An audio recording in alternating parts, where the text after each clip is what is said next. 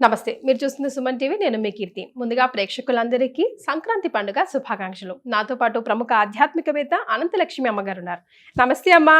నమస్తే తల్లి. సంక్రాంతి పండుగ శుభాకాంక్షలు. అమ్మ, మీకు ప్రేక్షకులకి, తెలుగు వాళ్ళు, భారతీయులు ఎక్కడుంటే వాళ్ళందరికీ కూడా సంక్రాంతి శుభాకాంక్షలు. ఎస్, సంక్రాంతి ఒక్కటే కదమ్మా 3 రోజుల పండుగ.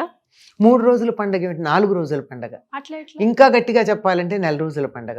4 రోజుల పండుగ అంటారా? అంటే ధనుర్మాసం ప్రారంభమైన రోజు నుంచి మొదలు పెట్టుకుంటారు కదా పండగ రోజులు. నెల పట్టడం అంటారు, పండగ రోజులనే అంటారు పల్లెటూళ్ళల్లో. అంటే సంక్రాంతి పండగ రోజులు అవి. సంక్రాంతి వచ్చేసినట్టే. అందులో కొత్త పంట చేతికి వస్తుందేమో, అదే ఉల్లాసంగా చాలా ఉత్సాహంగా ఉంటారు అందరూ కూడా. సంవత్సరానికి సరిపడా సంపాదించుకునే రోజులు కూడా ఇవే. బాగా పండించిన వాళ్ళు వాళ్ళ ఇళ్లలో ఉంటుంది.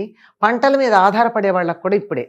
ఎందుకంటే గంగిరెద్దుల వాళ్ళు, హరిదాసులు, నూనె కావిళ్ళ వాళ్ళు, జంగమదేవర్లు, విప్ర వినోదులు, కాశీ కావిళ్ళు, ఇలా ఎంతమందో భిక్షాటన మీద జీవితం నడుపుకునేటటువంటి వాళ్ళందరూ. భిక్షాటన అంటే వీళ్ళందరూ బిచ్చగాళ్ళు కాదండోయ్, భిక్షాటన చేస్తూ జ్ఞానాన్ని పంచుతారు.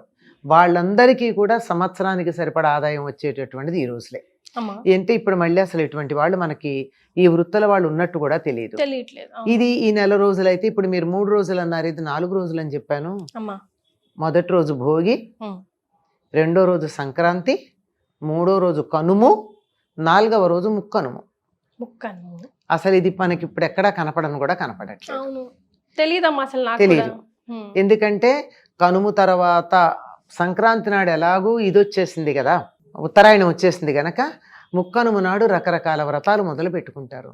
ముఖ్యంగా సావిత్రి, గౌరీదేవి వ్రతం మొదలైనటువంటివన్నీ ఆ ముక్కనుము నాడే మొదలు పెడతారు. అది ప్రధానం.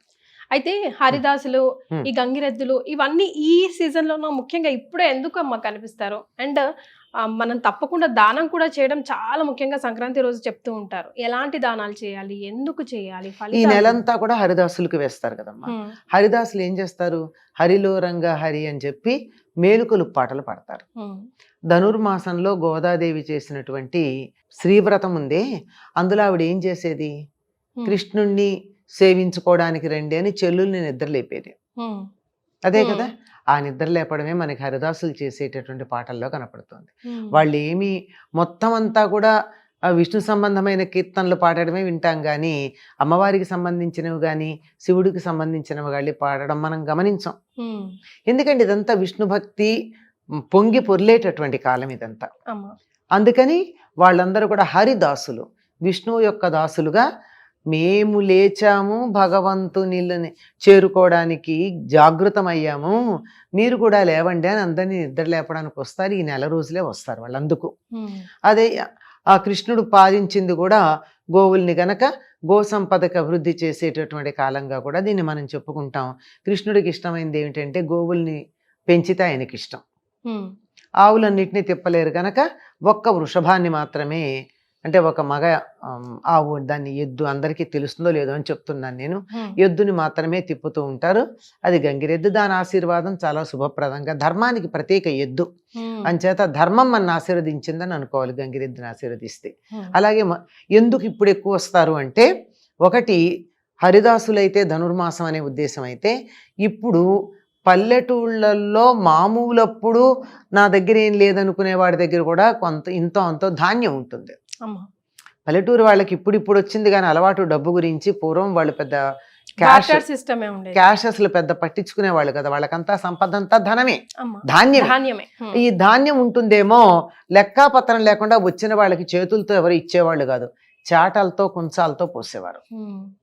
చేతులు ఇన్నే పడతాయి దోసిలి, అందులో చిన్న చేతులు ఉన్న వాళ్ళకి మరీ ఇంతే పడతాయి కనుక చాటలు అన్నా కానీ లేక పెద్ద కుంచాలు తబలు పెట్టుకుని వాటితో అన్నా పోస్తూ ఉండేవాళ్ళు. అంత ఇచ్చేటటువంటి కాలం. అందువల్ల ఈ వచ్చేవాళ్ళు ఎక్కువ వస్తూ ఉంటారు. సంవత్సరానికి సరిపడా వెళ్ళకుంటుంది. సో ఉదయాన్నే సంక్రాంతి రోజు మనం ఏం చేయాలి, దేని ఎట్లా ఎండ్ చేయాలమ్మా? భోగి నాడు తప్పనిసరిగా అభ్యంగన స్నానాలు చేస్తారు.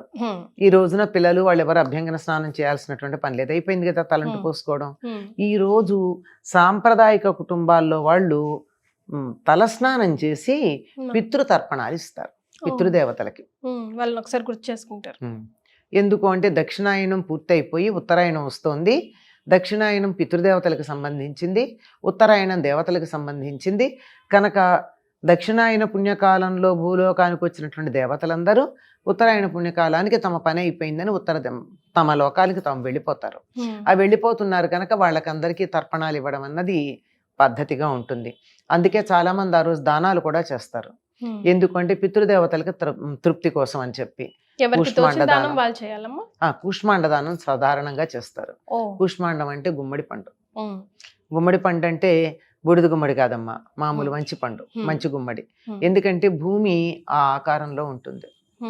మనకి పైకి కనపడేది గుండ్రగా కలిసినట్టున్నా దాన్ని భాగాలుగా చేస్తే 27 భాగాలుగా వస్తుంది. అవే మనకి నక్షత్రాలుగా చెప్తూ ఉంటారు, పర్వాలు అంటూ ఉంటారు.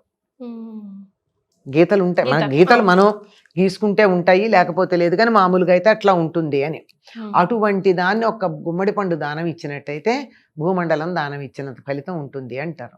మరి ఇప్పుడే ఎందుకు ఇంత ప్రధానం అంటే, భోగి నాడు భూలోకానికి వస్తాడు బలిచక్రవర్తి. భోగి అంటే భోగము అంటే పడగ, భోగి అంటే పడగ కలిగింది. పడగ కలిగింది ఏమిటి? పాము. ఆయన భూలోకం, పాతాళ లోకం నుంచి నాగలోకం అక్కడ కదా ఉండేది, అక్కడి నుంచి వస్తాడు ఆయన ఆ రోజు బలిచక్రవర్తి. 3 రోజులు ఉంటాడు. అందుకని తప్పనిసరిగా వీలైనంత దానాలు చేయాలి. ఆయన చేసిన దానం ఏమిటి? విష్ణుమూర్తికి మొత్తం భూమండలం అంతా ఇచ్చేశాడు. అందుకని అంతటి దానం ప్రధానంగా ఉంటుంది.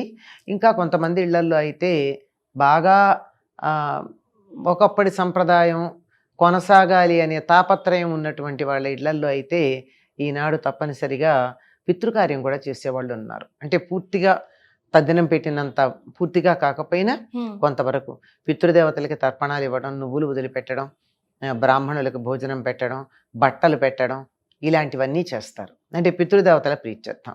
మళ్ళీ 6 నెలల దాకా పాపం వాళ్ళు ఇటు రావడం ఉండదు, వాళ్ళకి సంబంధించిన సమయం కాదు గనక పితృదేవతల అనుగ్రహం లేకపోయినట్టయితే సంతానం కలగడం కానీ, కలిగిన సంతానం ఆనందంగా ఉండడం కానీ, మనకి సుఖ సంతోషాలు సౌభాగ్యాలు ఉండడం కానీ కుదరదు. చాలామంది దేవుళ్ళని పూజిస్తే చాలు అనుకుంటారు. దేవుళ్ళని పూజించాలి, సందేహం ఏమీ లేదు, కానీ చాలు అన్నది తప్పు. పితృదేవతలను కూడా ఆరాధించాలి. దానికి సంబంధించిన దాంట్లో ప్రధానమైంది సంక్రమణం. అన్ని సంక్రమణాలకి చేస్తారమ్మా చాలా వాళ్ళు, ఇది మాత్రం తప్పనిసరిగా చేయడం ఉంటుంది. కొన్ని ఆచారాల్లో కొన్ని చోట్ల ముఖ్యంగా ఈ తెలంగాణ జిల్లాలో చూసుకుంటే అమ్మ, మంచి రోజులు కావు, కీడు దినాలు, పీడ దినాలు అని చెప్తూ ఉంటారు. యమకోరలు తెరుచుకొని ఉంటాయి. చాలా మంది చనిపోతారు. చనిపోయిన వాళ్ళు కూడా ఈ సంక్రాంతి 3 రోజుల్లో చనిపోతే డైరెక్ట్ గా స్వర్గానికే వెళ్తూ ఉంటారంటారు. నిజమేనా? అమ్మ, యముడి కోరలుగా చెప్పబడేటటువంటి వాటిల్లో వసంత ఋతువును శరదృతువే. ఇవి పీడ దినాలను కూడా అంటారు. ఎందుకంటారంటే దక్షిణాయనం అనే ఉద్దేశంతో అంటారు. చలి ఉంటుంది, బాగా ఇబ్బందికరంగా ఉండేటటువంటి కాలం అన్న ఉద్దేశంతోనే. అందుకే అది పోవడం కోసమే మనం ముందు రోజు అంటే భోగినాడు నువ్వులు పెట్టుకుని, నువ్వుల నూనె రాసుకుని, నువ్వులు వేసిన నీళ్లతో స్నానం చేయడం అన్నది ఆ శని పరిహారార్థం అని. ఆ పీడ రోజులు పోయాయనడానికి సంకేతంగానే ఈ రోజు పండగ చేసుకుంటాం. అయితే అమ్మ, మనం పిల్లలందరూ కూడా గాలిపటాలు ఎగరవేయడం చూస్తారు కదా, దాని వెనకాల ఏమైనా సైన్స్ ఉందా? అది మన ఎంజాయ్మెంట్ మాత్రమేనా? ఈ గాలిపటాలు ఎగరేయడం అన్నది మీకు ఈ తెలంగాణ ప్రాంతంలోనే ఉందమ్మా, ముఖ్యంగా భాగ్యనగరంలో. ఇక్కడ ఒక ప్రత్యేకం ప్రదేశం ఉంది, నేను పేరు మర్చిపోయాను కానీ, అక్కడికి వెళ్ళి కానీ గాలిపటం ఎగరేస్తే ఆ గాలిపటం ఎట్లా వెడుతుందో దాన్ని బట్టి ఈ సంవత్సరం ఋతుపవనాలు ఎట్లా ఉంటాయో లెక్క కడతారట వాళ్ళు. అది వెళ్ళే డైరెక్షన్ బట్టి గాలి వాలుకి వెడుతుంది కదా. ఇప్పుడు మీరు గాలిపటం ఇలా ఎగరేశారు, ఇటు గాలి ఉంటే ఇటు ఎడుతుంది, ఇటు గాలి ఉంటే ఇటు పెడుతుంది, అంతే కదా. ఆ వెళ్ళేటటువంటి దాంట్లో పర్టికులర్ గా సంక్రాంతి మధ్యాహ్నం సమయంలో దాన్ని బట్టి ఈ పంటల గురించి, వానల గురించి నిర్ణయం చేయడం అనేది ఉంది అంటారు. మరి ఇప్పుడు అలా నిర్ణయించగలిగినటువంటి వాళ్ళు ఉన్నారో లేదో తెలియదు. ఒకప్పుడు ఉండేవారు, ఇప్పుడు కూడా గాలి వాలు తెలియడానికి. ఎందుకంటే ఇక నుంచి గాలి వాలు తెలుస్తుంది. మన హిందీలో ఏమంటున్నాం? పతంగ్ అంటాం, అంతే కదా. పతంగ్ అంటే ఆకాశంలో ఎగిరేటటువంటిది. పక్షి అని అర్థం ఉంది, సూర్యుడు అని అర్థం ఉంది. పతంగు అంటే సూర్యుడి యొక్క గమనం దిశను తెలియజెప్పేది అని. అంతకు ముందు రోజు దాకా ఆ తోక ఇటుపక్కకి, తల ఇటుపక్కకి ఉండేటటువంటి గాలిపటం ఈనాటి నుంచి తల ఇటు పక్కకి తోక ఇటు పక్కకి వెడుతుంది, గమనించుకోండి అని చెప్తారు. ఓ అంటే గాలివాల అలా ఉంటుందిట. మరి ఇప్పుడు ఇట్లా ఉందో లేదో, వాతావరణంలో వచ్చిన అనేక మార్పులు, మనం ప్రకృతితో చేసినటువంటి అనేక పిచ్చి పిచ్చి ప్రయోగాలు, వీటి కారణంగా అట్లా జరుగుతుందో లేదో ఎవరన్నా గమనించి చెప్తే బాగుంటుంది. చెప్పడం మాత్రం విషయం అది. ఎస్, ఇక్కడ మీరు పిల్లలందరినీ పెద్దల్ని కూడా హెచ్చరించాలమ్మా. లాస్ట్ టైం చాలా చాలా దారుణాలు జరిగాయి. కొంతమంది మీ గాలిపటం వెనకాల పరిగెత్తు పైనుంచి పడిపోవడం, కొంతమంది ఆ దారం చాలా తేజుగా చైనా నుంచి వచ్చిన దారం యూజ్ చేసి మెడలే తెగిపోవడం, అట్లాంటి చిన్న హెచ్చరిక. అమ్మ, ఆనందించటం అనేది ఆనందంగా ఉండాలి కానీ విషాదంగా మారకూడదు. అతి సర్వత్ర వర్జయేత్ అంటారు. దీంట్లో జాగ్రత్తలు తీసుకుని మరీ చేయాలి. ఏ విధంగా అయితే దీపావళికి మనం జాగ్రత్తలు తీసుకుంటే చాలా చెప్పగా ఈ మధ్య దీపావళి సమయంలో దారుణాలు తగ్గాయి కదా, చాలా తగ్గాయి. చెప్పగా అందుకే చెప్తున్నాము, పతంగులు ఎగరేసుకోండి, ఆనందంగా ఉండండి. కానీ పతంగు కట్టేటటువంటి తాడుని మాంజా అంటారు. ఆ మాంజా తెగకుండా ఉండడానికి ఏం చేస్తారు అంటే గాజు పొడి కలుపుతారు. గాజు నూరిన పొడి, అది చాలా ఇదిగా ఉంటుంది. మన చేత్తో ఇట్లా అంటేనే చెయ్యి తెగిపోతుంది, రక్తం వస్తుంది. అటువంటిది హడావిడిలో మీరు తొందరగా వెళ్ళినట్టయితే ఏ మెడకో తగిలిందంటే ఇంకింతే సంగతులు. నేరుగా పైకి వెళ్ళిపోవడమే. అదొకటే కాదమ్మా, దానికోసం పరిగెడుతూ పడేవాళ్ళు, డాబా మించి వెడుతూ డాబా మించి దూకేసినటువంటి వాళ్ళు, ఇలాంటి వాళ్ళు మనం చూస్తూ ఉంటాం. దేంట్లో కూడా అతి ఉండకూడదు. దీనన్నిటికీ కూడా మించి ఇది మెడకి తగలడం ఒకటి ప్రధానంగా ఉండేటటువంటిది. వీటితో పాటుగా ఎలక్ట్రిక్ వైర్ల విషయంలో జాగ్రత్తగా ఉండాలి. ఈ హడావిడిలో ఆ వైర్లు ఎక్కడో ఉంటాయి, ఒకప్పుడు పైన ఎక్కడో ఉండేవి. ఈ మధ్య కాలంలో మన అపార్ట్మెంట్స్ పెరిగిన తర్వాత మనకు మధ్యలోకే వస్తున్నాయి అవి.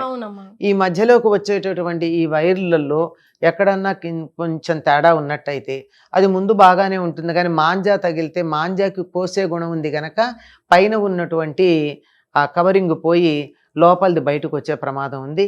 ఎలక్ట్రిక్ షాక్స్, ఈ సమయంలో ఎలక్ట్రిక్ షాక్స్ వల్ల పోయిన వాళ్ళ సంఖ్య కూడా ఉంది. జీవితం చాలా విలువైంది, పతంగు కన్నా విలువైంది జీవితం. పతంగి ఎంతమ్మా కాదు.